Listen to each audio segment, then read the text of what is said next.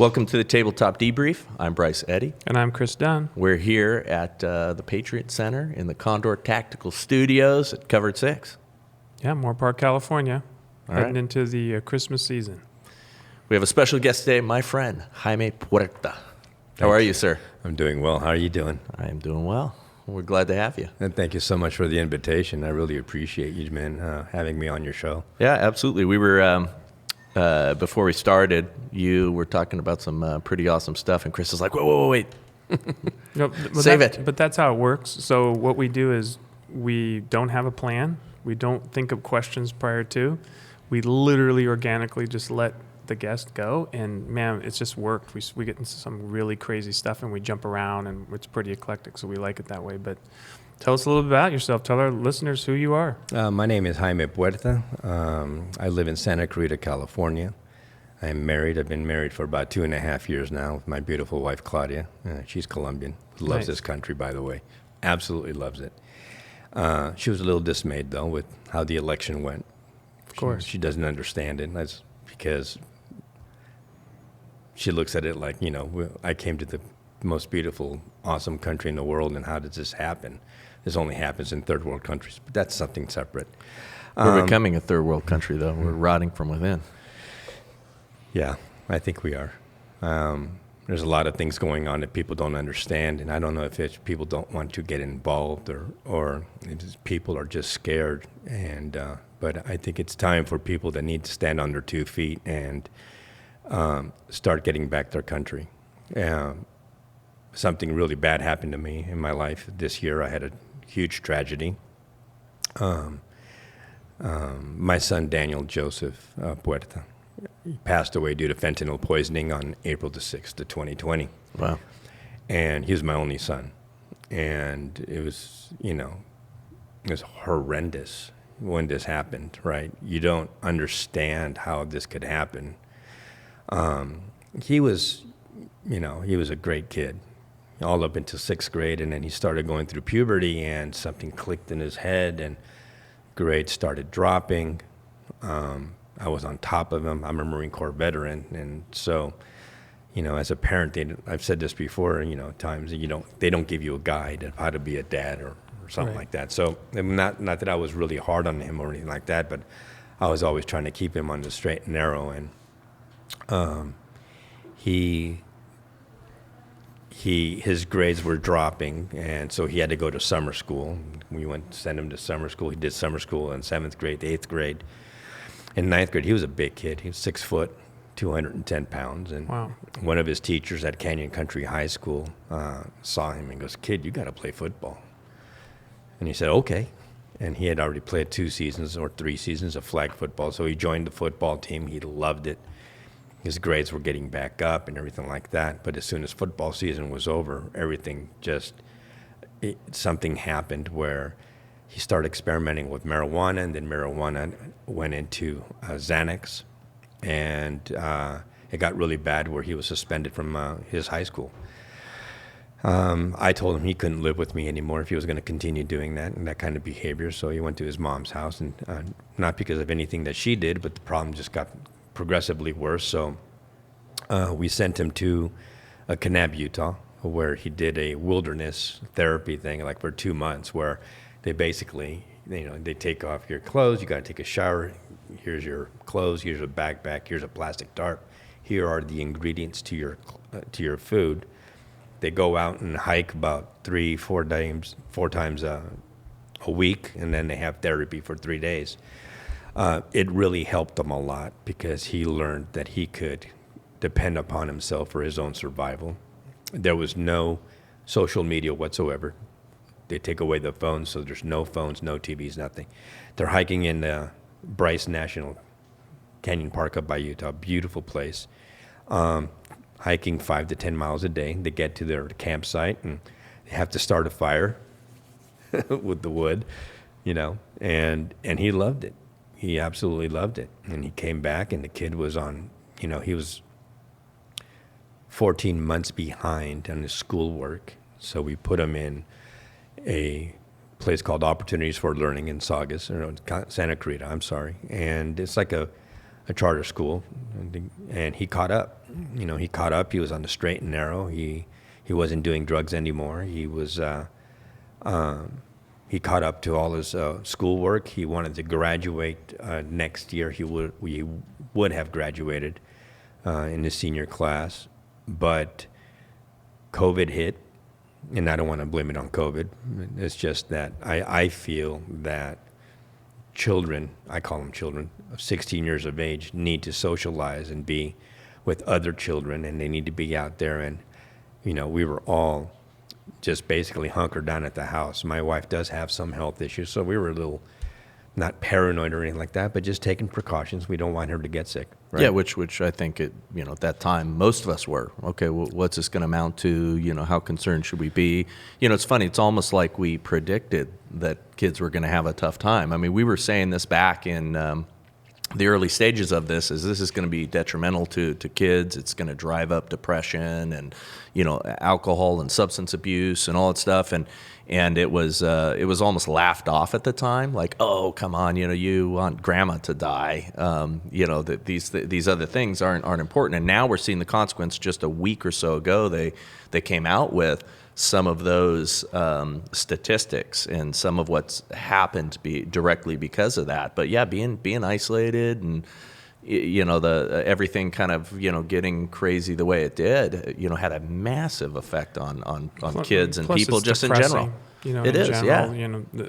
All the talk, and we find ourselves now, that's all we talk about is COVID and socialism and politics and the economy. So I could say you can't blame it on COVID, but you could say it was a trigger. It was it was definitely in hindsight, I think it was a trigger. The kid was in his room, like all kids are just in there, doing his work on his computer or playing video games. And, hey, Dad, can I go out and, son, I would love for you to go see your friends and things like that. But right now, we gotta. If it were just up to me, if it was just me and you, I'd say no problem, go for it. But we have to be mindful of Claudia and her and her health. So that's why.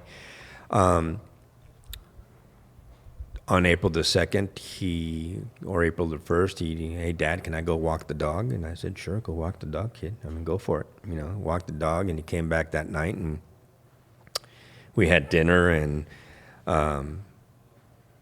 he gave me a big kiss on the cheek. He goes, hey, Dad, you know what? I'm sorry for all the problems that I put you through. I go, I didn't mean to.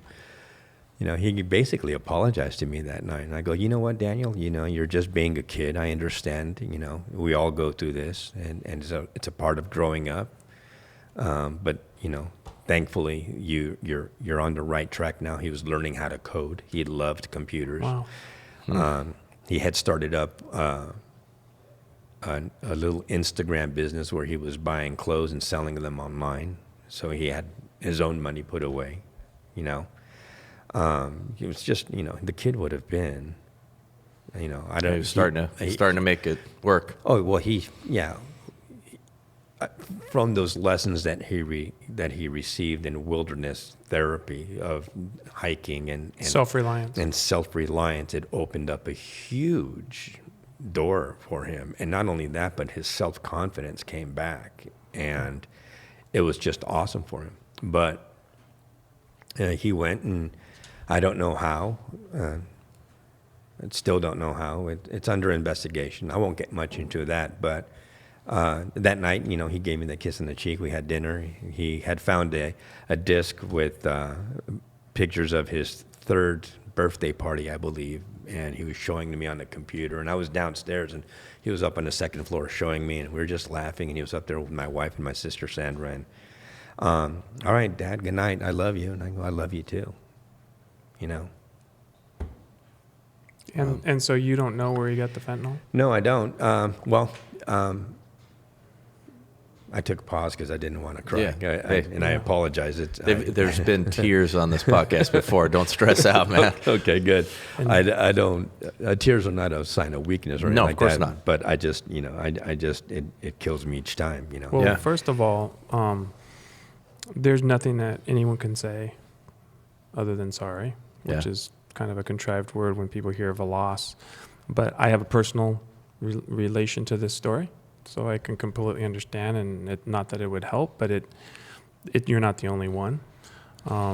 Many years ago, my brother, who I was very close with, was in the music industry. And of course, Hollywood has always had kind of this quasi lackadaisical, if not fully blind eye to the use of drugs with artists. And he was engineering for Nine Inch Nails, and the lead singer, who's dead, introduced him to crack. This was a talented pro skiing, engineering guy. My spitting image of my brother, same size, everything, just the Keanu Reeves type with the long hair. And I had always been, known he was partying, hanging out, and was very influenced by it.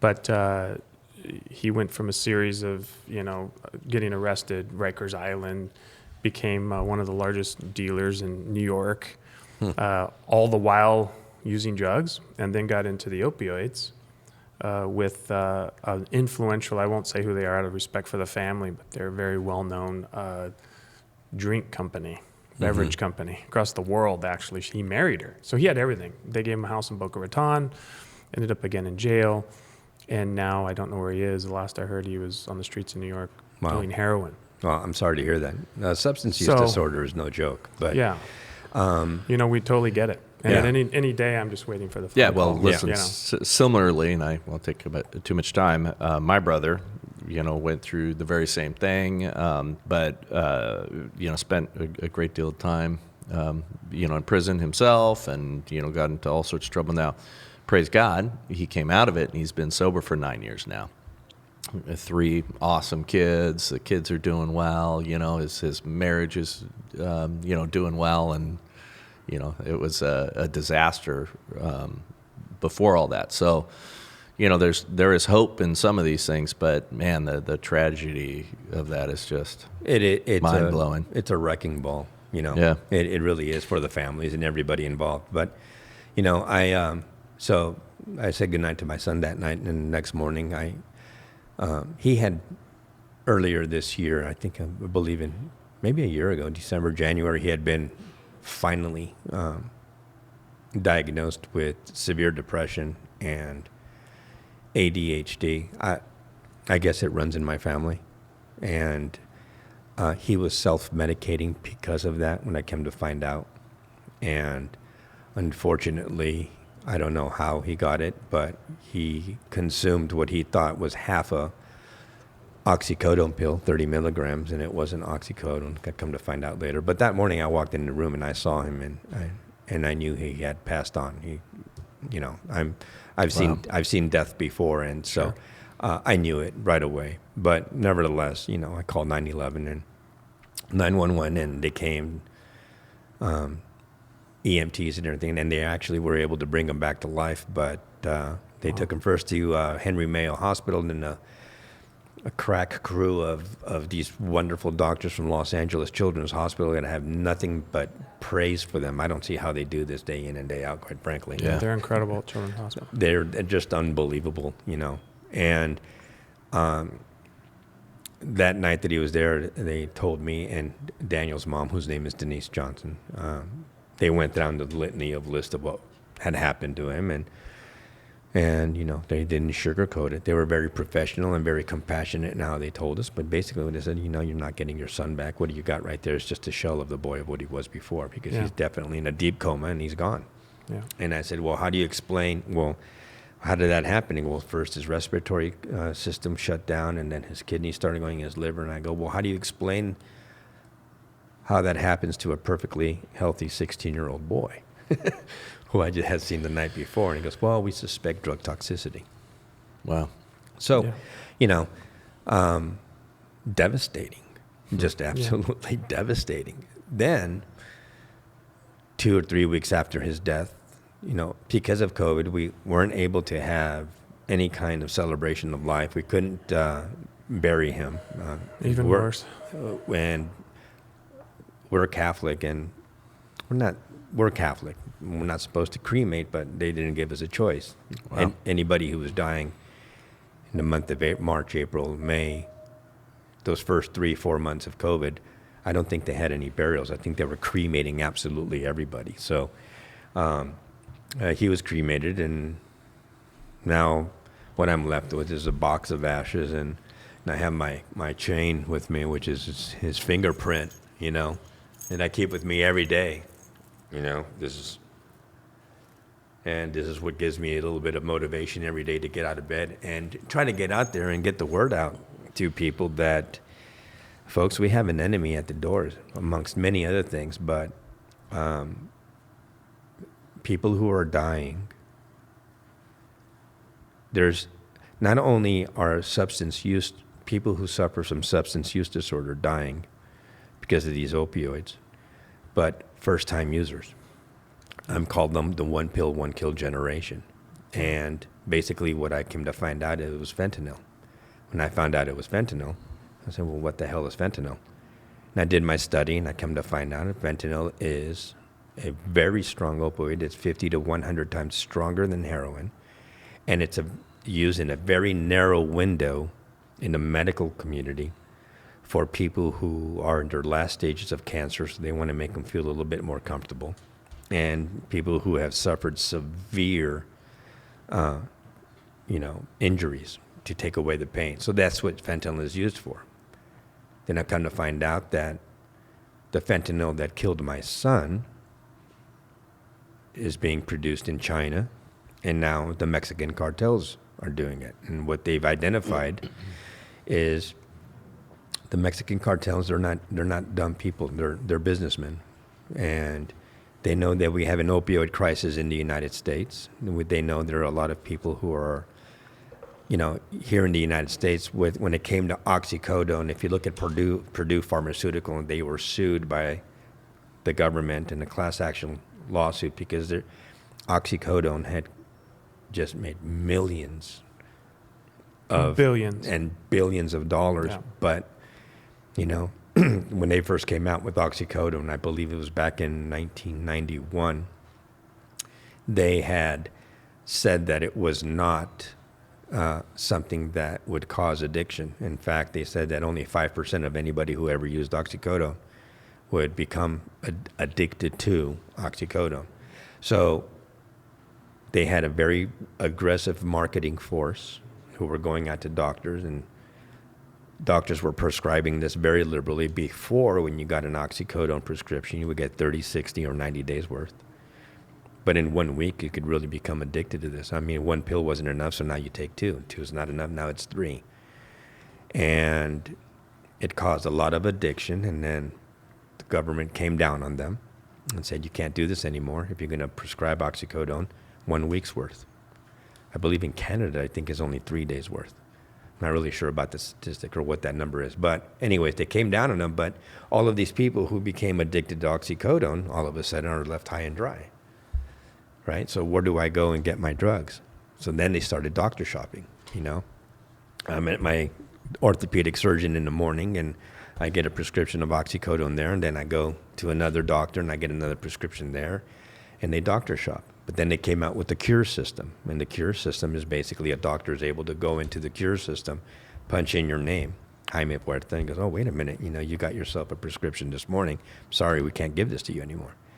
So a lot of these people who had become addicted to the oxycodone, who could not fulfill or get their prescriptions, what would happen then is a lot of them just went to heroin. Yep. Yeah, my brother-in-law, went down on a motorcycle, busted his knee up a little bit. In my opinion, it wasn't bad enough to warrant 100 oxycodone pills, which is what the local doctor gave him, because he kept going in and saying, oh, yeah, it's still bothering me, kind of a thing, and went down that rabbit hole, and, he's still suffering. And it's just very, very highly addictive. It just is. And then so what happened is that these cartels, they saw the opioid crisis here in the United States, and then what they started doing is they just started pressing their own pills. And so then the Mexican cartels are pressing counterfeit oxycodone, Percocet, Xanax bars, Vicodin. Methamphetamine is actually now cut with fentanyl. So, excuse me, to make this stuff, you have to have like a degree upon another degree and another degree to use it or administer it in a hospital. But you got these Mexican chemists making this stuff. and it's coming up to the southern border. And what's happened since 2013, there was a professor from University of Pennsylvania who had tracked how many people in the United States were going to die due to overdoses and due to heroin overdoses and methadone. And in 2013, he projected that track. It was going to go like this, but in 2013, something really weird happened. It just went straight up like this. And nobody would go, well, what the hell is going on here? Why do we have a sudden surge in deaths in the United States due to opioids or overdoses? And they come to figure it out. Well, wait a minute. 2013 came into play with fentanyl. And, again, fentanyl, all you need is 2 to 3 micrograms to kill you. And people don't realize what a microgram is. Microgram is 3 grains of salt, maybe. Yeah, A grain it's so small. of salt. It's so small. It is. LSD is measured in micrograms. Yeah.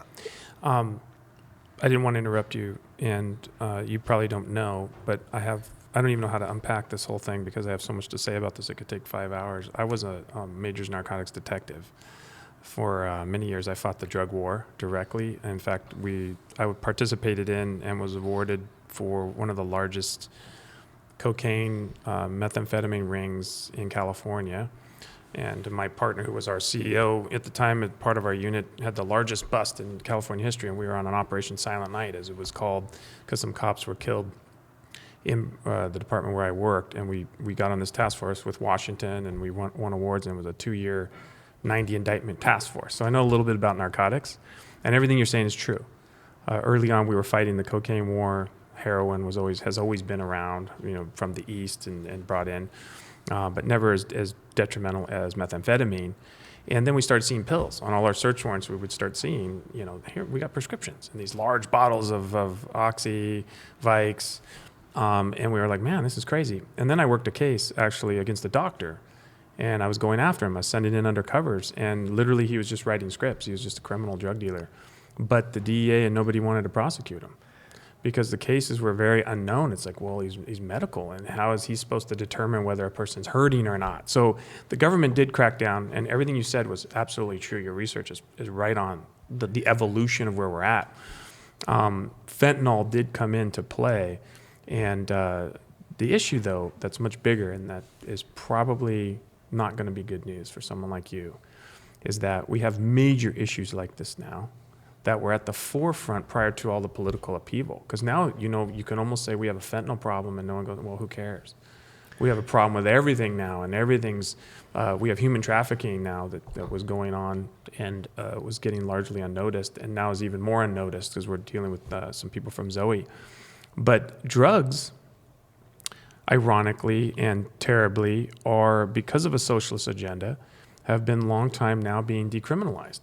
And with Prop 47 moving, and now completely moving, with some states moving to decriminalize methamphetamine, heroin, all of it, and that's going to eventually include fentanyl and any drug use, because they look at it as like a personal choice.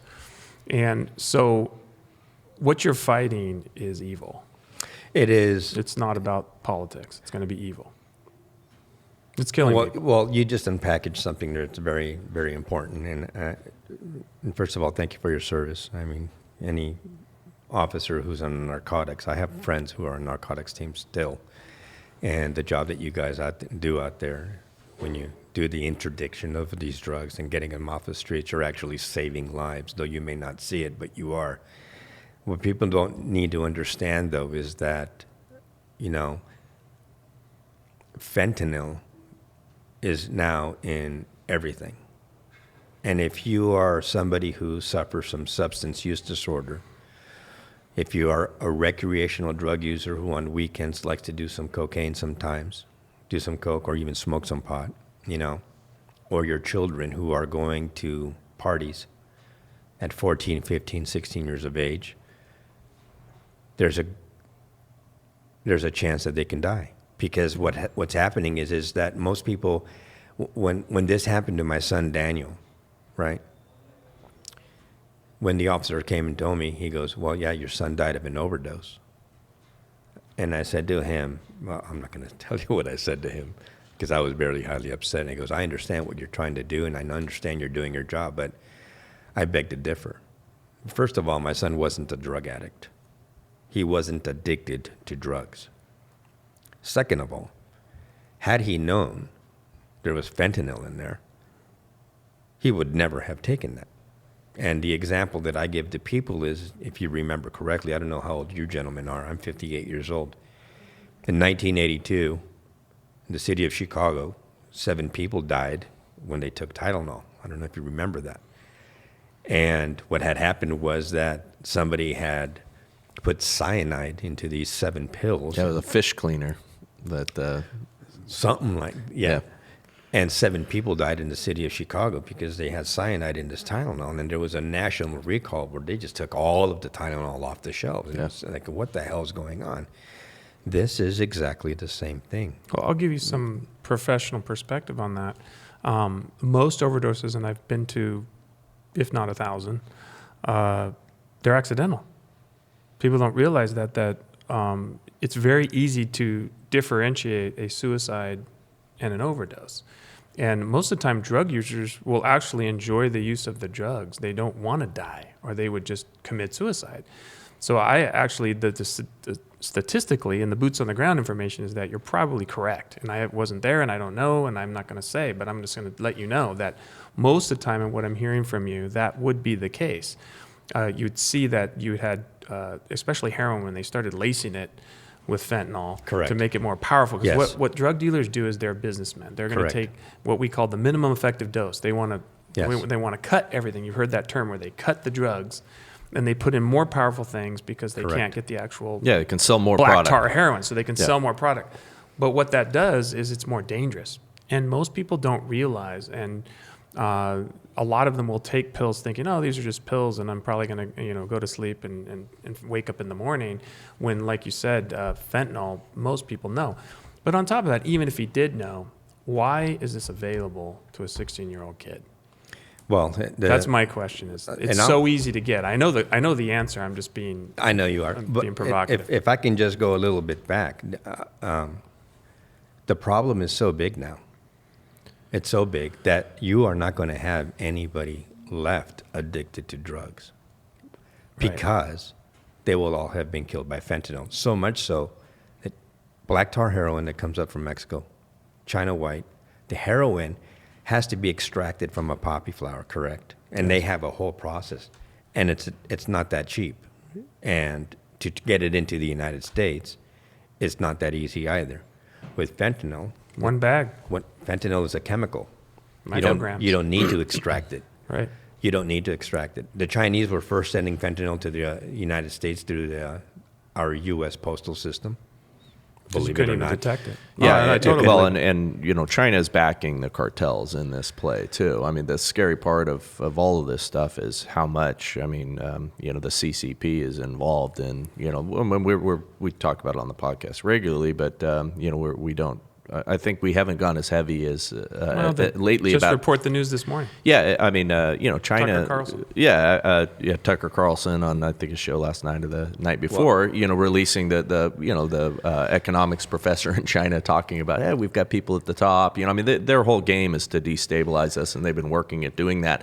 They could not beat us militarily in a direct confrontation. So what do? You collapse our country from within, and this is just one of those avenues that they're using. Well, the Trump administration really came down on the Yes. Communist Party of Yep. China Yep. and told them, knock it off with the fentanyl. Yeah, that was what was in this Knock it release off. was politics, Yeah. but Trump came down on a number of levels. with Trade, China. everything, Trade, and Wall so Street, their whole thing is, drugs. Wall Street couldn't straighten Trump out for us, and we had people implanted at the top of Wall Street, and they couldn't fix it for us, and so they were doing everything they can. They had 30,000 labs in China. Wow. And they were getting... That's a mind-boggling number. Yeah, 30,000 labs producing this stuff. Now, what's mind-boggling? Well, I've never really been able to quite understand China, because they do have like a capitalist economy, but it's a communist country per se. Well, but the capitalists are only the people in power. They're the Right. ones who are making the money. They're the ones who are buying the... But- So yeah.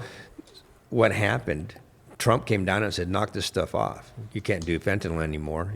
You know, we're going to start seizing your assets and everything like this. And they did stop. But what they did not stop doing is they continued making the precursors. And what they're doing is they're sending all the precursors to Mexico. And Mexico's doing it. And Mexico is now... Yeah, that's when I say they're being backed. Mexico is now making the fentanyl. The play hasn't stopped. No, it hasn't stopped. If anything, it's gotten even worse because now the Mexicans want to make as much profit as possible, so they're going to do everything they can to get the Chinese out of the equation. So they're saying now that they're making their own fentanyl in Mexico. They've done that with everything and we'll talk about you being Colombian. There was a time where Colombia and South America was providing all the cocaine and everything. Mexico got smart. You watch Narcos. It was actually very accurate. Tells a good story. That HBO series. Or was it Netflix? Netflix series. Netflix, yeah. About the evolution of drugs, and the Mexicans have always started to peddle them and then start to make them and going direct. They start manufacturing. Especially, it was hard for them with cocaine though because they didn't have the fields, and it's hard for them. They don't have the poppy fields with heroin. But in this case, it's easy to prop up a lab. Yep. So correct. And so they actually are now the number one producers of meth. It used to be the Correct. bikers. America Right. actually had a big meth problem. Right. But then Mexico said, no, we're just going to make it cheaper, better, stronger, faster, more dangerous, and then they bring it over. Correct. So they this is a weapon of mass destruction. of weapon. Well, of what they've got now. that is correct. It is a weapon. Well, and I'm going to get to that. I can guarantee you that. Yeah. But I'm telling you, Tucker Carlson, approximately a month or a month and a half ago, had an associate professor. I forgot what university, and they were talking about China. And I just happened to be watching, and then he started saying that the Chinese government was actively sending fentanyl to the United States to weaken our democracy. Of course. And that just like blew my mind. I go, well, you know, Well, they can't. take the youth. Well, Yeah. well, let me put it this way. Key to any society is their youth. Fentanyl has wiped out almost a generation of military-aged children in the Jeez. United States. And nobody is talking about this because it's the perspective that you had touched upon, Chris, about the overdose thing. When you talk about overdose, the first thing that comes to your mind is somebody in a back alley with a syringe stuck in their arm and they're dead, Right. right? But how do you talk about that when it's an 11-year-old child? Yeah. Or a 12-year-old child who went to a party for the first time and somebody gave him a Xanax bar and died the next day, or his parents found him or her in his bedroom. How do you explain that? How can you explain to me that that's an overdose? That's not an overdose. That's murder. Yes. It's drug-induced homicide. That's what that is. So one of the things that we need to do here in this country is we need to train. I think law enforcement needs to be trained again to look at this as what it really is. I'm wondering, though, because as you as a law enforcement officer, you know, you said it was an overdose. One of our biggest problems, not only mine, but some of my partners who are in this fight with me, we've been doing a lot of advocacy. We're in awareness. I was in Ohio approximately a month ago and actually met Jim Curl, the drug czar for the Trump administration. I've gotten pretty far, actually, with my advocacy. So bringing an awareness to this. But as long as people continue calling these overdoses, they're not going to wake up, and it's going to continue in the United States. And people need to wake up, and parents need to speak to your children and tell them that if somebody gives you a pill, you do not take that pill. If you go to a party, you do not take any pills. There are pill parties in Santa Clarita. I was in a podcast 2 weeks ago. I hope she doesn't mind me saying her name. Her name is Emily. And she told me that to get into the party, there was like a giant bowl in the entrance of the house. There's and a the lot kids, of drugs in Santa Clarita. They just drop the pills in there. If you want to get into that party, you drop the pills, whatever you're going to take, and you drop them in there. So yeah, you steal it from your parents' medicine cabinet and you Exactly. throw it in the pot. Or you steal it from your medicine cabinet, or you take what you bought off of Snapchat, which is another conversation that needs to be done, because all of the drug dealers, not all, I would say a high percentage of them. They're on social media now. That's where Well, they're moving, yeah. Snapchat needs to do something about this huge problem, but due to I forgot what that internet 203C or something like 230. 230C, thank you. We haven't been able to do anything about Snapchat yet, but the drug dealers are hiding on Snapchat.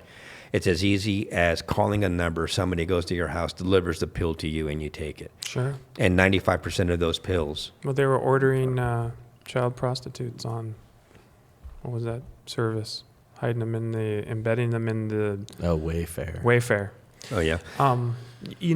Unfortunately, though, at 20,000 feet and what's happening in America, and I can look at this as just part of it because I fought in that so long. Right. Your battle is going to be very difficult. I know that. And the reason we need you and you need to fight is because just like with everything, it's systemic. You mentioned China, Trump already, and how they were sending fentanyl. Well, the issue you're going to have is right now, I know that narcotics officers aren't doing as much as they used to. Police are getting defunded. The liberal left wants to make this a non-issue because they believe that drugs are a part of that whole choice. And just go to San Francisco. If you want, I keep saying this, I've said this before many times on this podcast. If you go to the Tenderloin District of San Francisco and you walk around right now and you look at the people laying there with open sores to their bones, dying of all sorts of drug overdoses, the dealers are right on the seats. You just get to watch it like it's some sort of circus where they're going back and forth and arguing over the drugs. They call it the open air drug market. It's a social experiment. They have gotten rid of the police and they're interjecting counselors now and social workers that are allowing it. And that's where America is headed. So to fight that, we used to call it the drug war. And it was a war. But with that war, we only stopped about 3% of what was actually happening via Mexico. We could stop a lot more. And this is why when Donald Trump says we need a wall, he doesn't just mean a wall. It's the proverbial wall. It's the physical wall, but it's also the wall between and drugs and the fight for the drugs and law enforcement and thus far and no farther. Because we can stop it. We would see it all the time. I mean, I had major drug busts, the largest, some of the largest stuff that we ever did. I had the largest indictment of all time, was 1,000 search warrants in California history. I know it can be done. I was on the team that did it. But the appetite for enforcement with drugs now, because they're considered quasi-legal, in some places are even legalizing the Schedule 1. So you're going to see a even more uphill battle of dismissiveness when it comes to your son and what happened. But what you're saying is symptomatic of everything in this country right now. Well, it's one battlefront in the war, and there's so many it's hard to even keep up with. There are so many. I would love you guys to let me talk to you about that. There's so many. Let me talk to you about what you just brought up, Chris. Go I ahead. think it's a really important point of where we are here in this state, anyways. When I started my advocacy, the first show I was on the John and Ken show, and KFIM 640, and when I talked there, and I brought up some awareness, but I wasn't as I guess, as savvy on the topic as I am now. There's what you're talking about is where we stand is called harm reduction, and the way they look at it is that if people who are addicted to drugs have a place to go to use those drugs, then they wouldn't die. Or I've even heard the argument that if pharmacies were to sell oxycodone or a Percocet without a prescription from a doctor, then people wouldn't die because they wouldn't be going on to Snapchat and they wouldn't be buying this stuff. Me personally speaking, with my own, I think we all make decisions on the experiences of our life, and I definitely believe that I'm with my son Daniel. The gateway for him to delve into the Xanax was marijuana, period. And we have very liberal policies in the state of California when it comes to marijuana.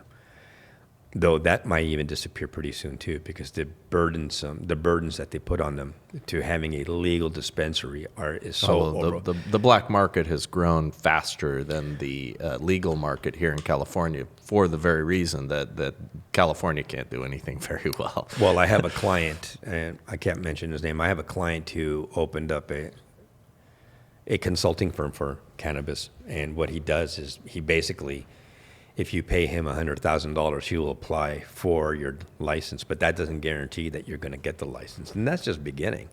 But you can't put your money, all proceeds from sales, you can't deposit them in banks because it's still the federal thing. But that's a whole other issue. But this harm reduction camp, I've never been able to understand it. I don't agree with it at all. Look what's happening in Oregon, where Oregon was just, they legalized everything, methamphetamine, cocaine, marijuana. When I first began this advocacy, that's what I was getting to. Matt Capilotto, his daughter died on December the 23rd. He's coming up on a 1-year Angel anniversary. I met him. He was the first person that I met when I started looking into this fentanyl. 5 people died, in the span of 1 month in the city of Temecula. 15-year-old, 16-year-old, 2 17-year-olds, and his daughter, who's 23, Alexandra.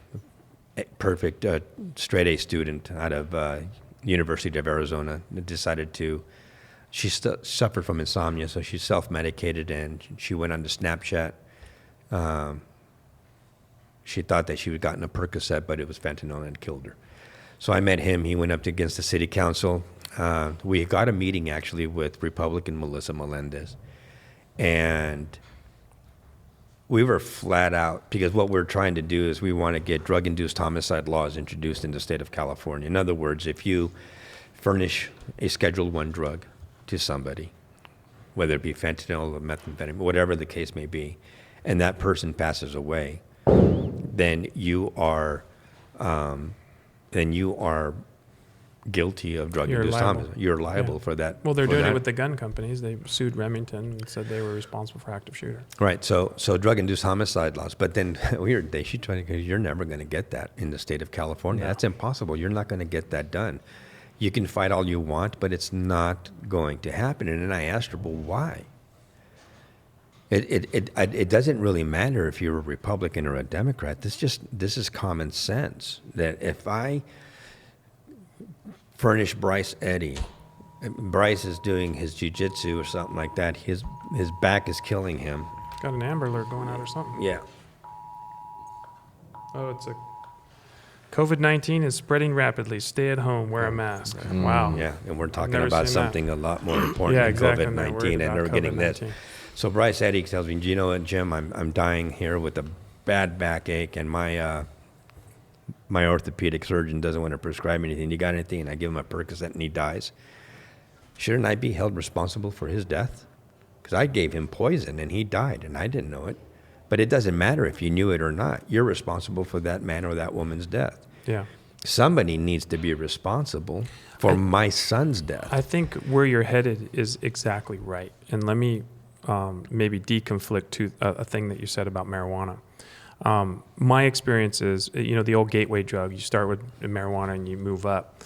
That could be the case, but I've known many kids just start with Oxycontin and go without not liking marijuana. A lot of people don't like it. And I've seen some benefits from marijuana, so I'm conflicted on that. But here's the thing. In your house right now, in your garage, there are things that will kill you. Correct. Nobody's selling them and pushing them and packaging them to kids at parties in bowls. Right. You don't go to a thing and see a bowl of acetone and lye and rat poisoning. Right. Yeah. You have a specific coordinated attack on the youth of America with a drug that is a planet killer, and nobody's putting these people down. And that is what worries me, is that when I was in law enforcement, if we would have had one overdose, we would have blown up undercover, served a warrant, found that house, hit those people hard, tracked it back to majors, talked to the DEA. There's no will for that anymore. Exactly. So it's really like, well... Michael Gray, when I talked to you about... Michael Gray is a friend of mine. He lives in New York. His daughter died, Amanda. She was self-medicating too, and she passed away. You have no idea how many parents I've met. Wow. Oh, no, we know. I'm talking about thousands upon thousands. Every day I'm on the phone. Donald Trump talked about it a lot prior to he did. Dealing with Russian collusion. The only thing you can talk about is when they attack him. Correct. He was talking about fentanyl. And I have That's met why they attacked him, take him off of these things. I've met so many parents who have lost their kids to this, and the first thing that comes to their mind is when their kids die because they took a Percocet or an Oxycontin, what they thought was a Percocet or Oxycontin, and die. The first thing they come up with is, that's murder. Fentanyl should be deemed a weapon of mass destruction, period. What is that? And the Mexican cartels should be deemed terrorist organizations. Yeah, well, that is what they're doing. Well, that's what Donald Trump was trying to do. Yeah. But unfortunately, people look at this issue with the right versus left, and it's not. But people don't understand. I actually have a lot of, you can say, parents who are Democrats who understand now this issue. Well, and they say it's common sense. We say all the time, Democrats are not the problem. No. It's the left. I mean, listen, there are socialists are the problem. Yeah. Look, I know a lot of well-meaning people, and I think I've said this before, maybe on the podcast, but I say it, and I'll say this boldly. people who were the Democrats, quote unquote, in the past have this view that is in complete conflict with the current values of the left that now own that party. And I wish we could get away from the idea of parties and all that stuff, because we've been saying it a lot lately. We are fighting against evil. There's only good and there's only evil right now, and people need to pick a side. And what's happening with the, China's influence in these things, what's happening with these drug cartels in the South, and all this stuff right now is they are destabilizing the U.S. They're taking what was once good, because the U.S., had the Judeo-Christian underpinnings and all of that, and they're destroying us at every level possible. And drugs are just one of those avenues. You mentioned it about you're from Colombia, you lived in Colombia, and you were telling me a story about a general, and you said at one point that Colombia was 55% Marxist guerrilla. It was controlled, literally half of it was controlled by Marxist guerrillas. And then a guy came in, and you mentioned that a guy like Trump came in and was cleaning them up. There's a classic. Well, liberal to us is not.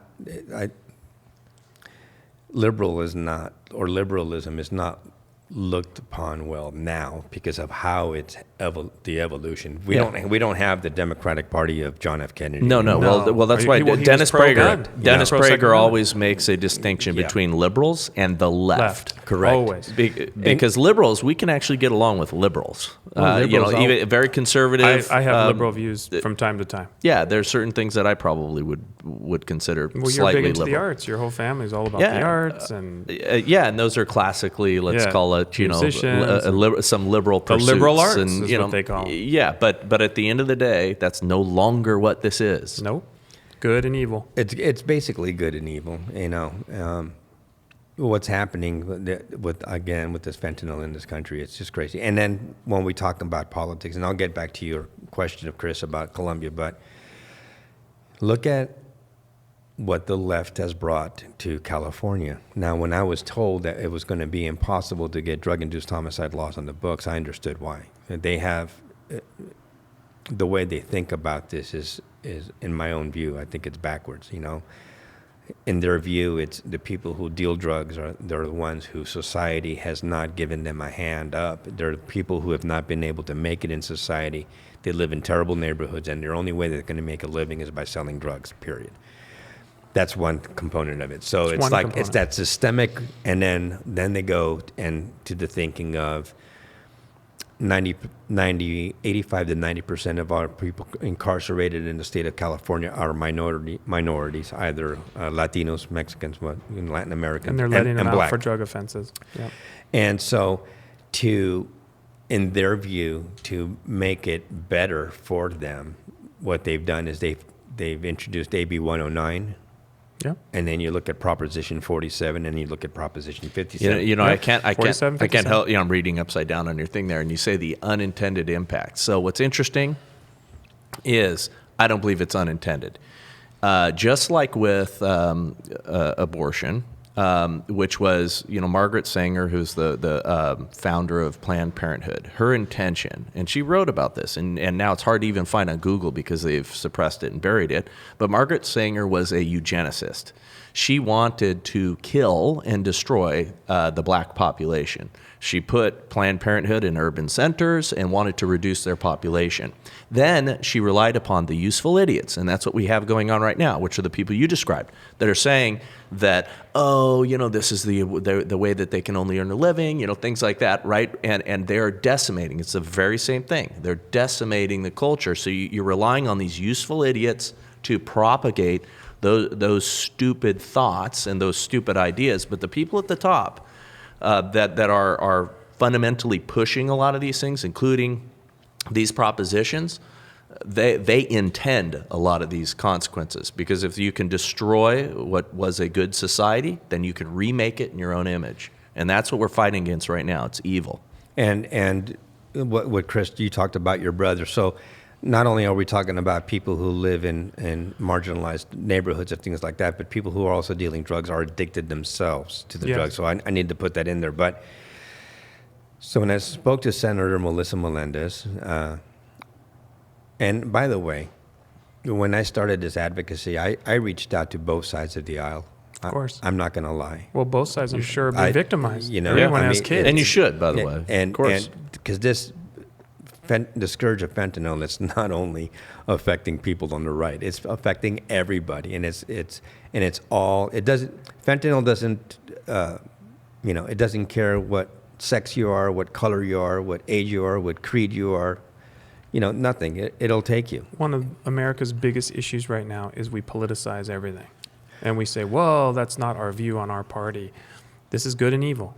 Well, 70% of what we all agree on, left or right, well, not the far left. Yeah. The Democrats, Republicans, liberals, centrics, independents, we all agree in life, liberty, the pursuit of happiness, and nobody killing kids. And a number of other things. Generally, that's true. That's why we You're talk right, about we want to start the third party, because there has to be a group where you don't have let's just to reduce put it a down. label on it. Let's just reduce it down to the very Democrats things. aren't down with fentanyl.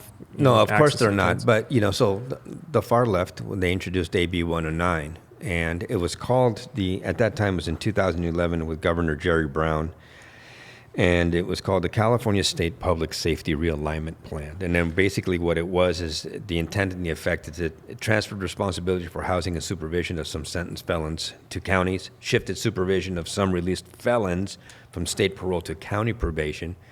And I can tell that you know what that did right immediately. Yeah, I'm familiar with this. And then reduced penalties for a violation of terms of release. But what did it do? It filled up all of these state felons into the county jails. And what happens when you go to county jail? They let you out. Yeah. Well, County this was an jails- overcrowding initiative, it was- supposedly. Yeah. But a lot of things were slipped under there. Using that, euphemistic titles, which they always Yeah. do. You know. Correct. And then, but what they said was what is considered to be, so what they did is, if you look here, what nonviolent felons were so who were they letting out? So they transferred these nonviolent felons from state prisons. And I'm talking about drug smugglers as well, because it's considered to be a nonviolent felon. I'm talking about drug trafficking. Your first one on your sheet there, So- human trafficking. So, and this came under Proposition Nonviolent 50 felons. cents. Let's let them out. So a nonviolent felon, and I'm taking this, and you can look this up. You can fact check me on this. Human trafficking of a minor for sex is considered to be a nonviolent felony. Hate crimes are considered to be nonviolent felonies. Arson of forest land causing physical injury. Assault with a deadly weapon on a peace officer is considered to be a nonviolent felony. Well, Active participation in a street gang. Unbelievable. Exploding destructive device with intent to cause injury. First-degree burglary. Assault with a deadly weapon or force likely to cause great bodily injury. Domestic violence. Battery with serious bodily injury. Solicitation to commit murder. Inflicting corporal injury on a child, and this one really gets me. This is the one that just drives me nuts. How they can consider this to being a nonviolent felony. But when they proposed this, they didn't tell this to the California public. When we voted on this, nobody knew. Nobody Prop knew. 47 and 48 we've been Yeah. talking No, because nobody knew reads this. these things with any kind of critical eye. It was You hear the- overcrowding of jails. We gotta do You it. hear It's you hear the dumb nonviolent. You're you like, hear the oh. dumb euphemism, It's a and then DUI. and then they say, yeah, it's nonviolent felonies, and everybody goes, oh, okay, yeah, I can back that. Sounds good. Rape, sodomy, oral copulation of unconscious person, or by use of date rape drugs is considered to be a nonviolent felony. I don't think they have the same definition of violence that I grew up with. So we're talking about who Unbelievable. It's this. I just got chills, and every time I read that last part, if something like this happened to my sister or one of my nieces Or my daughter. or your daughter, how can you consider that being a nonviolent felon? So they introduce these laws, they make them sound good, the safe. And then, the Safe Schools Act and what Prop 57 did and Prop 47 did. These are measures that were voted on in California, and they made them, when they introduced these bills, the Safe Schools Act and the Safe Schools and Neighborhood Act, basically is if you are in drug possessions, if you steal less than $900, before it was $400 or more, it was considered, if you stole from a business $400 or more, it was considered to be a felony. Then they upped it to $950. Then it came. I think we just voted on that, by the way, and they reintroduced it where if you did steal more than $400, you were going to be charged with a felony. But again, it goes to these nonviolent felonies that are these prisoners that are being transferred from state prisons to county jails. In county jails, they do 3-6 months and then they're out on the street. Those people who suffered or were addicted to drugs before, a judge gave you the choice, either 30 days rehab or you're going to county jail. That disappeared altogether. They don't even offer that anymore. So when you look at 2011, when this first went through, AB 109, and then you correlate that with the homelessness in LA County, right now in Los Angeles County, as of June, I don't know what the newest numbers were or are, but in June of this year of 2020, we had 64,550 people out on the streets. And a lot of that homelessness has to do with AB 109, Proposition 47, and Proposition 57. And now on top of that, to compound the nefarious, impacts of these bills that we have here in California, we now have a new district attorney in LA County, Gascon, who just yesterday, look it up on your computer, please. We were talking about this morning. I was going to break that, but I'll let you break it. Yeah. Go ahead and look at it. No. We know. Tell us. So Well, he just essentially decriminalized trespass. I was just on the phone with a city councilwoman this morning, and it's good that you're going over this, but something that you should know is that this company actually was pushed forward and founded on Prop 47, 48, and AB 109. I knew early on that business would be good. The beginning of the breakdown. And I said, we're going to need private security to help counter this because they're dumping all these people onto the streets. The quality of life is going to deteriorate. Drugs are becoming legal. Active shooter was another big reason. That was my number one reason, and behind that was Prop 47. I knew that this would be necessary to secure America, and that's why we're doing very well, is that it's coming to light now. It took about 10 years, and I actually said it would take about 10 years. You did? Right on the money. I've been hanging out with you for 8, and so you said it from the beginning. You're speaking to choir. I think it's good that you recap this for our listeners because people forget. They're like, Prop 47, I think I know about that. They don't know. What happened years ago was a precursor, and what just happened, I said, no one's paying attention. Everyone's on Trump in this election. They're not watching the down votes, the ones that are very pivotal to our quality of life in California. And one of those was Jorge Gascon.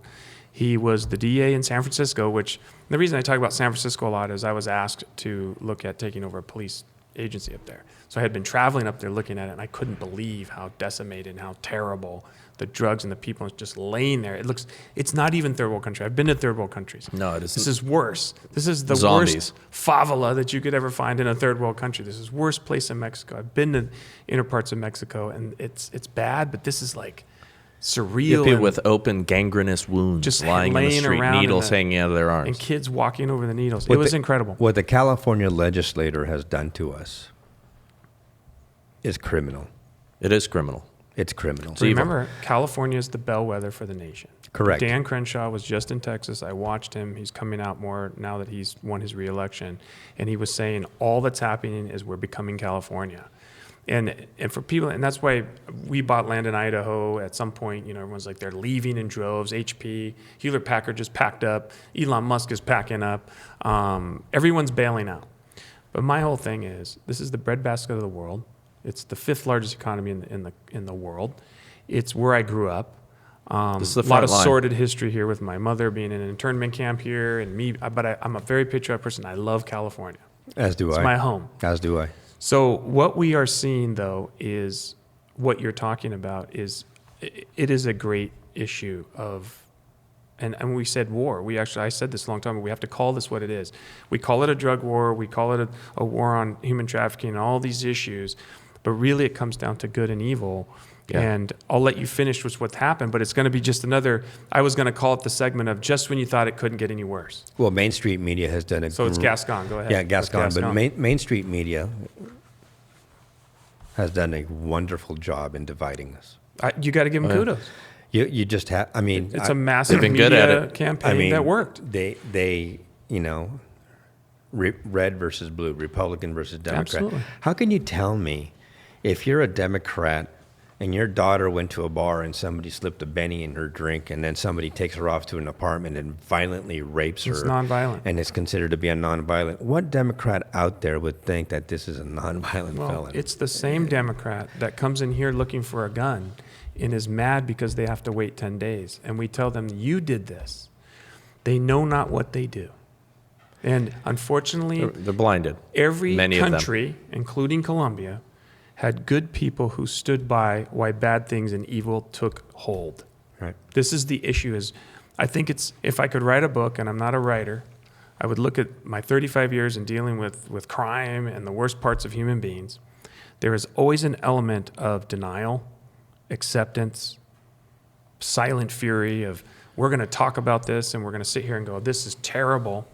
And nobody like you, it took, well, and unfortunately, your son, to get you to stand up, because prior to that, you're probably doing business, you're loving California, you had a good life.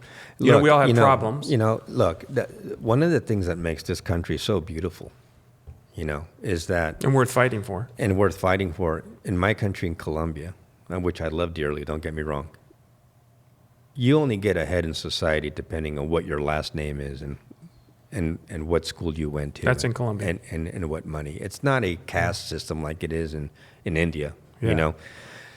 But it's just much more difficult to get ahead there if you don't know the right people or Yeah. the people to help you It's a along. class society. Yeah. Yeah. Yeah. Here in the United States, when you get here and you arrive on the shores, you're just a number. Yeah. And you can make out of your life what you want. Look, I have not. I'll be straight up with you. I mean, I had a troubled childhood, and I joined the Marine Corps because the path that I was going down was not good, and I had problems afterwards, not with jail Sure. or anything like that, but I myself, used drugs as well. I had substance use disorder, but I've been, clean and sober. I don't know if you knew this or not, Bryce. But 16 years I've been clean and sober. And then when I was 16 years ago, my son was a year and a half old, and my mother passed away as an alcoholic of 45 years of age, and so it's in my my grandfather did too. It's on both sides of the family. We have this in our family. But I had a decision to make. I go, I'm going to be a father to this boy. Are you going to become a father to this boy? Are you going to become a responsible citizen? Or what are you going to do? And the actual thought of maybe taking my own life had come across my mind. And I said, no, that's bull. I'm going to become a dad. Awesome. And I got clean and sober, and I began a company, an interpreting company that works within the workers' compensation system. Some people might think it's hypocritical. I think it's just business. I mean, here in California, if you get injured and you don't know English, you get to have an interpreter with you in court or workers' comp or with your doctor. Seems So, fair enough to me. so I started that business with help with an aunt and became successful. It's had its ups and downs. In 2011, I almost, because of laws that regulated that field, I almost went bankrupt, and then I got into the insurance business, and I became successful at that. But what I'm trying to say is that I guess, this country is so beautiful because if anybody, especially a guy like me, can make it, anybody can make it so long as you work hard and you have this notion out there of systemic racism, and people will close the doors on you because of the color of your skin or something like that. Let me just say that I am Colombian American. I am an American citizen. I love both countries. I would die for both countries, more so for the United States than I would for Colombia. I'm brown as brown can be. You're a serviceman. I joined thank you, Marine Corps. I was an artilleryman from 1980 through 84. Loved it because it put a lot of discipline. And I would say that the discipline that I got in the United States Marine Corps is what's kept me alive and which helped me make that decision back in 2005 of getting For clean and sober. many young men and That's women. awesome. Yeah. Absolutely. So, this country has afforded me so much. I actually get a little emotional. Everyone does. Yeah. It has afforded me a lifestyle that, I'm not rich. I'm not a millionaire, but, I drive a very nice car. I have a nice home. I have a beautiful family. I help. I give money away. I do charities. Amen. I do what I can, and I help, and I give people jobs, and I help with employment and things like I just do what I can. I'm not putting myself on a pedestal in any way, shape, or form.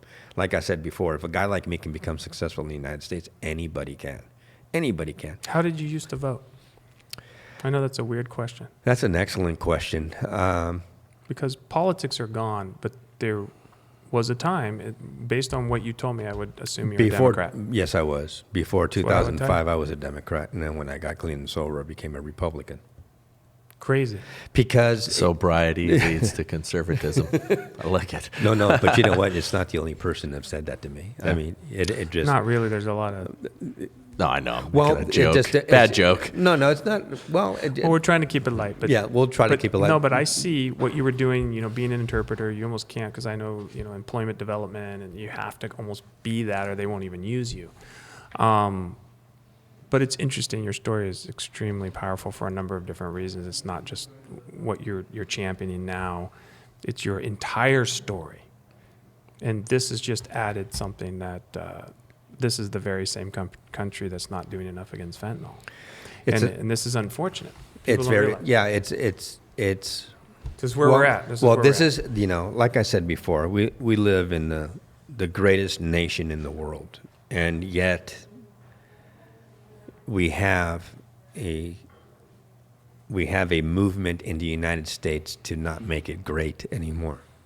And part of that is with the legislations that have been, you named the Safe Schools Act. Yep.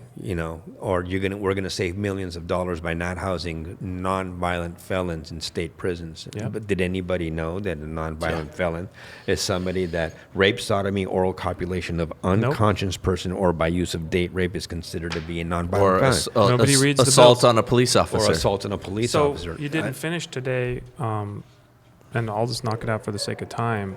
Mr. Gascon, who I said would Thank you. take us to San Francisco. Yes. Everyone should watch San Francisco. They need to go downtown to the Tenderloin and Yeah, look at take a where walk. everywhere is headed. At your peril. And correct me if I'm wrong, but today, actually, he was just sworn in like this week. He was sworn in, I believe, yesterday. Yesterday. And he even in his swearing in said there's going to be some significant changes. And then just today, if it wasn't today, I just got I actually read the DA's directive to now not prosecute trespass, Correct. loitering for prostitution, Correct. resisting arrest, Correct. and what else I'm missing? Misdemeanors of a couple. trespassing is one, but also burglary. If it's less than I don't know how much, drug prostitution, drug possessions are not going to be. If there's a there certain was a amount couple of it. more. I should have written that. But let me just but- break down trespass. Yeah, go. And while this is when I said that the decriminalization from Prop 47 was going to be significant, this is even greater. Yep. Yeah. Oh yeah. And the This is reason, here's the compounding reason. it. This is when people need to pay even more attention. But I keep saying that, and we keep saying that. If fentanyl is not enough to pay attention, weapon of mass destruction for the youth. People are going to look at this program and they go, "Well, these guys are just like right-wing radicals." And they're going to look at me and Well, they're just gonna say he's just sad. this guy's just another one. Well, it's another, mental health issues. Another That's what they always Republican, drop in. another Republican on the show who's Yeah. talking. But let's look at this. I Well, mean, nobody listening to our show is going to say that. Oh, okay, good. You're an American patriot. I'm probably going to I'll post this on my page, and a lot of people are going to see it. And there's going to be some people that agree with it, and there are going to be other people that don't agree with it. My son's mom, by the way. So when I was talking about this advocacy, and I was telling you about the only doors that were being opened for me were people on the right. I met with Senator Melissa Melendez out of Santa Clarita. I had a meeting with State Senator Scott Wilk. Scott's great. Yeah, I know him. Yeah. Yeah, he's a good guy. He's a great guy, actually. He is, yeah. He's on top of it. I mean, when I told him the story of my son, tears were coming out of his eyes. Oh yeah. No, he and I have had those exchanges. He's a neat guy. He's a really neat guy, and Christian too, by the way. yes, and I reached out to Congressman Mike Garcia, Yeah. who Yeah, thank God he got in. well, that was a weird one. Well, we won't go down there, but he Go down there. in March he won by 16,400 votes. How are you going to tell me that in this election he only won by 333 votes or something like that? Yeah. Well, they cheat. Yeah. You heard it here. Scorecard. Yeah. China. Yeah. Mike man. Garcia told me that he would like me to go to Congress and testify in because he's on the Homeland Security Commission, and so he wants me to go next year and testify in the Homeland Security Commission about the problem of what we have in fentanyl here in our country and in the state. What I would like to tell everybody, though, is like, if you are left-leaning, this isn't about right versus left. This is about common sense. This Good is and about common evil. sense. You have to repeal AB 109, Prop Yeah. 47, and Yeah. Prop 57. If you want to get rid of the homelessness here in LA County, Well- repeal those. And Something I told Scott Wilk when I spoke to him after, and very very quick story. I was up there with Rob McCoy, who's my pastor, here locally, fighting the good fight, staying open, and all Right. that stuff, and we went up there, and Rob, at the end, there was 11 of the state legislators that were, the small but mighty contingent. I mean, it was literally, I think, all of them that are on the conservative side of things. And they're the only ones that are left. They've got well, now it's changed, thankfully. We won a few more seats, but they're the only ones up there. And Rob prayed this prayer, and all of us were crying. I Wow. mean, it was awesome. I mean, Wow. it just, all Christians, all believers, seeing what's at stake here. But afterwards, I told him, and I think this is super important, we have to stop using the left's euphemisms for the problems. You cannot solve a problem if you don't properly define it. Using the term homelessness when it is about drug addiction and mental health And politics. and politics, we're using their language. It is not homelessness, and that's the number one problem we have is we allow the left to define things, throw up these stupid words, and you can't attack the problem.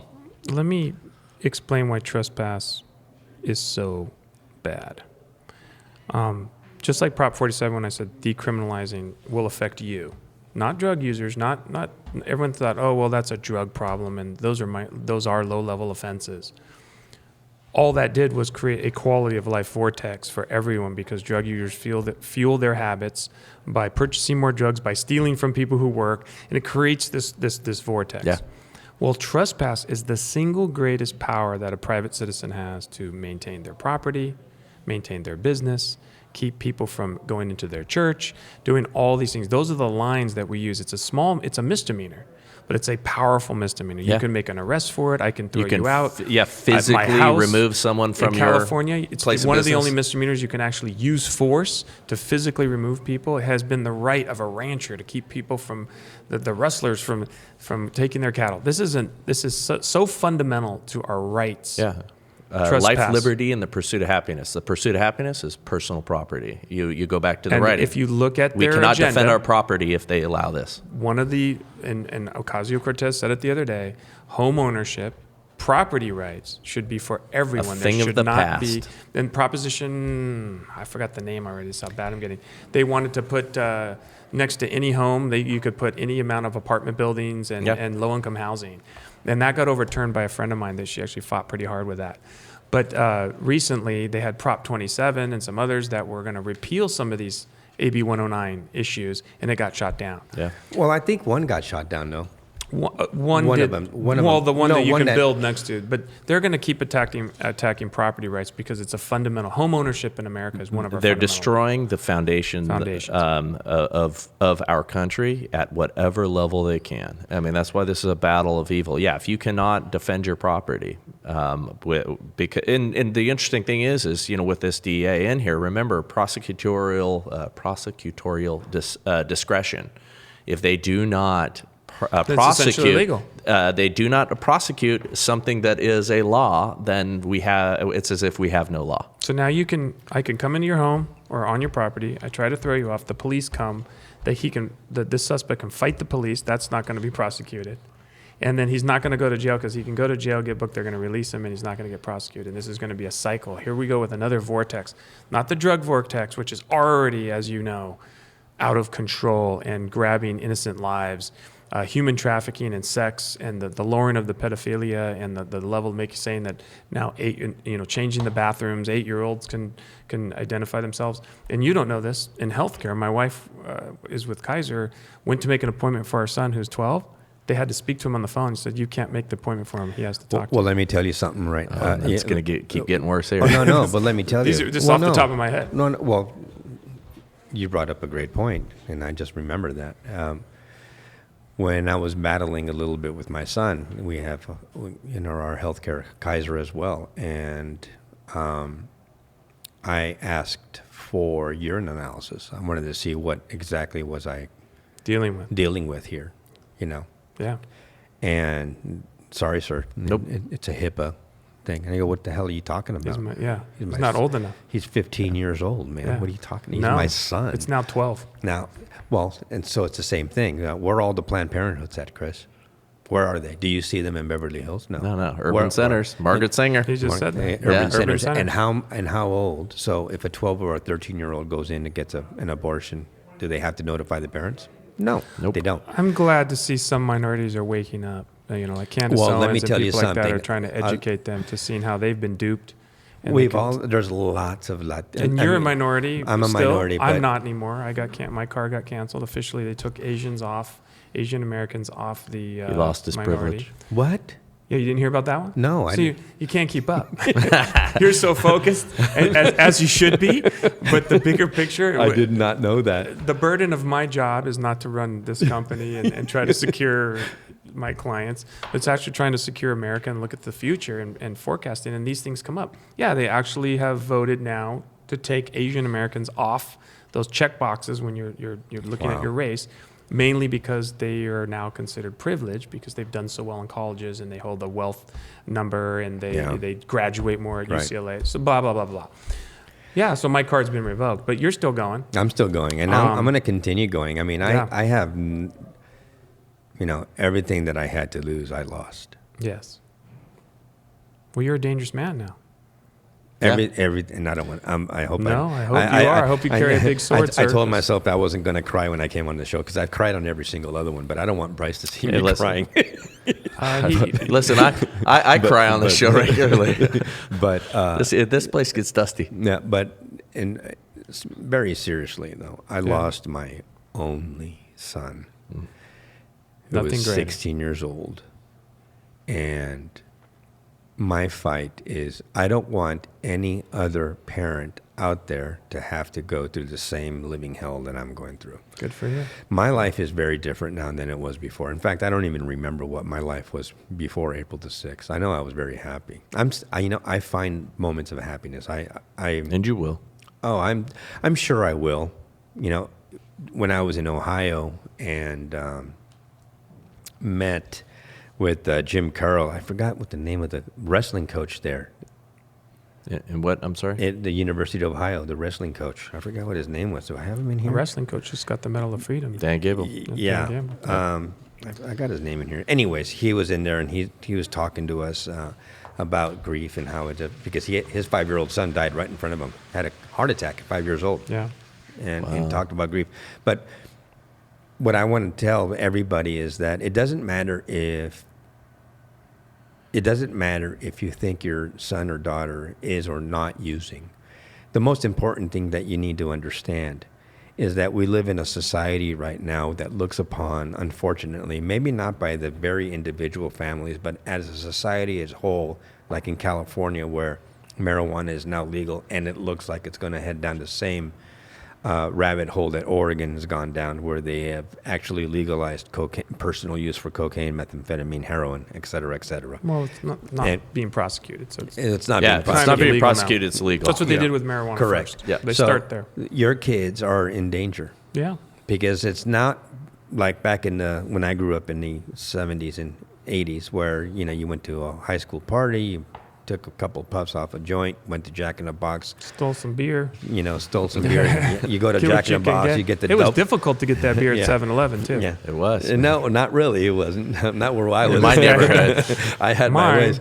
You go to the I Jack grew up in on the mean streets of Chatsworth, and it was not easy. We tried some nights. Yeah. You smoke a joint, you go to the Jack in the Box, get a double jumbo, and you scarf, you go to bed, wake up next day, and you go to school. You survive. And you survive. What people are consuming today, it is not No, survivable. It's not recreational. It is not recreational, and it's not survivable. And I'm literally thousands. If I could line them up all here right now, both of you would be in tears. The The people who have fentanyl- lost their kids. And, Yeah. and there's other No, things we get it. besides We're- fentanyl. PCP has come back. PCP is also measured in micrograms. And it's, to me, it's not necessarily even the weapon as much as it is with everything, our approach to it. We should be so alarmed by this Yes. that we all run out today and say, that's it. Cartels are done. We're building the wall. But we don't. You know what we do? Nothing. Well, one thing that's really worried me about, I'm willing to work with the Biden administration if that's the case. He's not in yet, but I'm willing to work with his administration as well. But it worries me that he had said that he would tear down the wall. And one of the things, what people do not understand, and I think you touched upon this at the very Kamala beginning, Harris Chris. should be. Yeah. Remember, she was also San Yeah. Francisco. So. One of the things that you touched upon in the very beginning was about interdiction and down at the border. The wall, Everything. the wall, and the not only the physical wall but the non-physical wall. The cameras, the drones, everything that we have there is forcing drug dealers to have to try to pass their drugs through our border crossings. Yeah. Right? Without that, they're going to have free reign. And this country is going to see more death than it's ever seen before. Did you guys know that for the first time in years, the life expectancy of any man, woman, or It's gone down. in the United States under the age of 50, it's gone down. Yeah.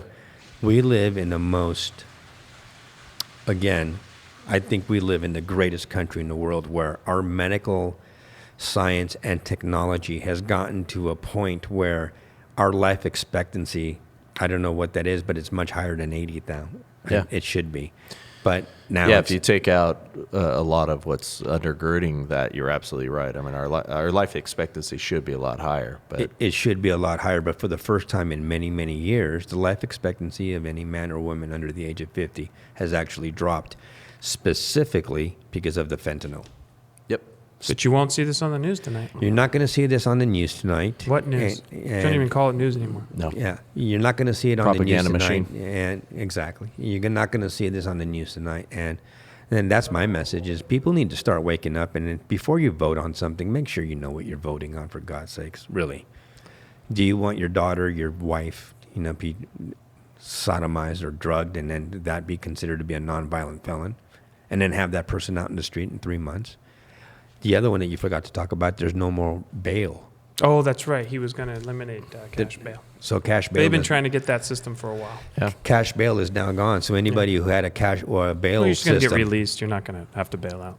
well, Yep. because it's It's exactly Student what's going loans to happen. don't need to pay, and you don't have to pay bail, and you don't have to pay the price. You don't have to go to prison. And I believe they have that in New York, which is why New York's crime rate has gone through the freaking roof. 300%. So we're well over an hour here. Yeah. And we could probably go for another hour. Well, we'll But have to have you back because do. I want to hear about your progress and who you're meeting with and the fight that's happening that you're doing. We'd Well, love right- to help. Yeah, we I- definitely want to have you back. 'Cause this is I important appreciate. stuff. Yeah, it is and I really appreciate you guys having me on here. I really, really do. I know that you're busy men.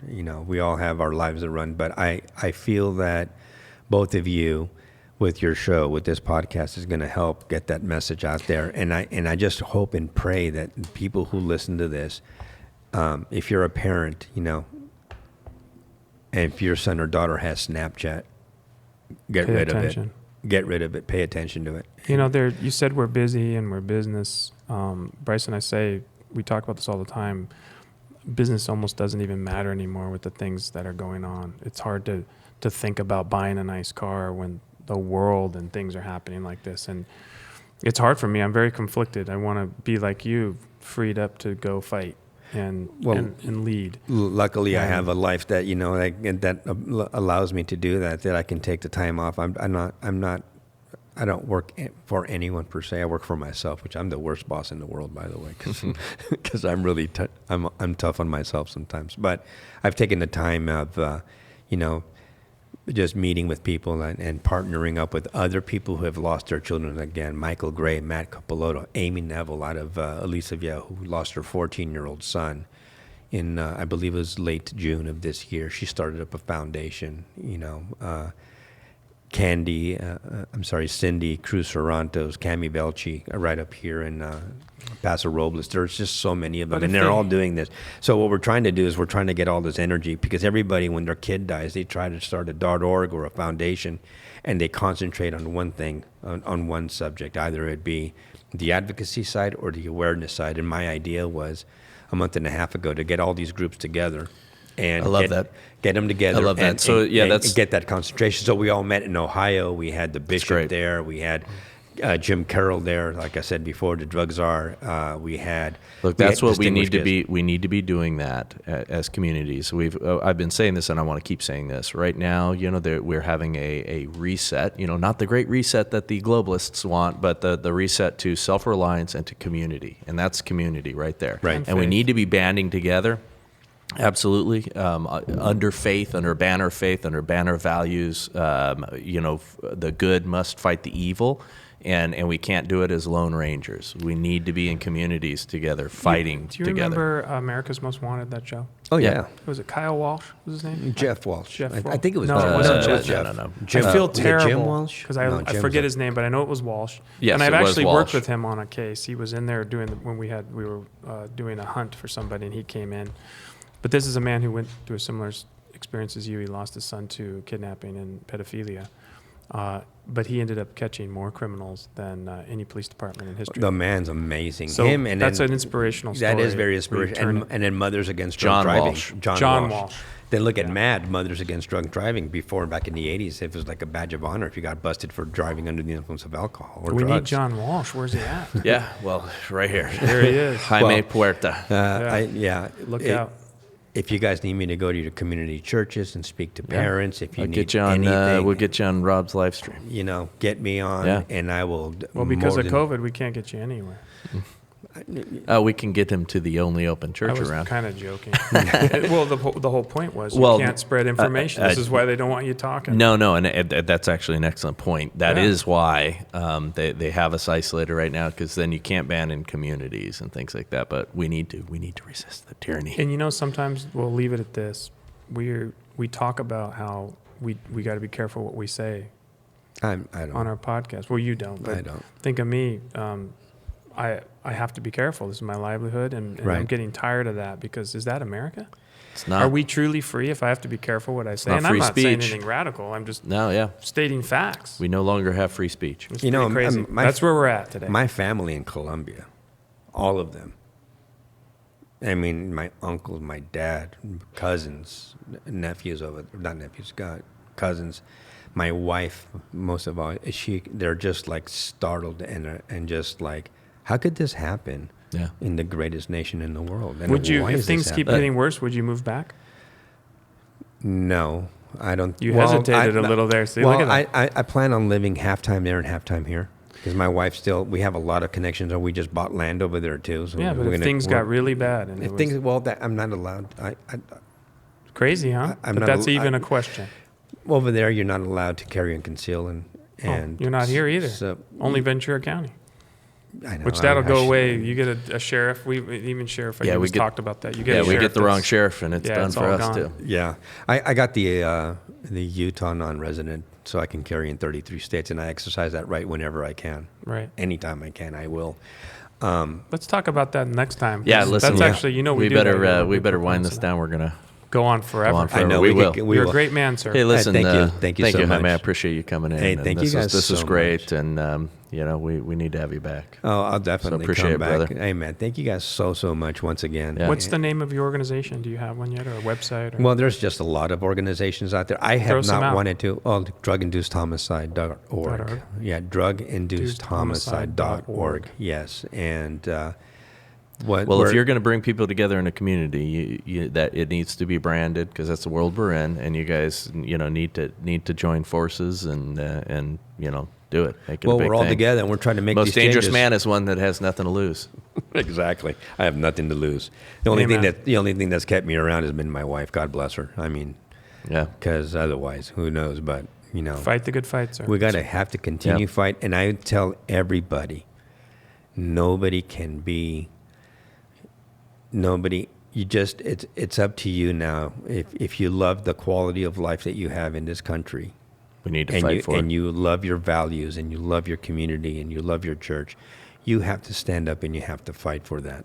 Because Yep. otherwise, Now's the time, guys. You deserve to get stripped of your rights. You really do. Yeah. Yeah. Now Freedom is is the not time. free. Freedom is not free. No, we're losing it day by day. Exactly. And not everybody realizes it. Well, sir, do you want to do the outro? Let's thank our sponsors. You know, we have, who do we have? 805 Jiu-Jitsu and Condor. Condor Outdoor, who is a big part of what we do here for gear and innovation. Tom Car, Tom Car, those cool cars. We do some cool stuff with that. I'm gonna have Recon to bring Bikes. I'm gonna have to bring my Marine buddies over here. You are. Yeah. Recon Bikes. And 805 Machado Jiu-Jitsu. That's it. Very Yeah. nice. All right. Well, thank you, sir. And thank our producer, Nick Piscitello. Thank you, Nick. Thanks, Nick. Press that little subscribe button for us. Say nice things about us and all that good stuff. Remember, it's your life. And your rules.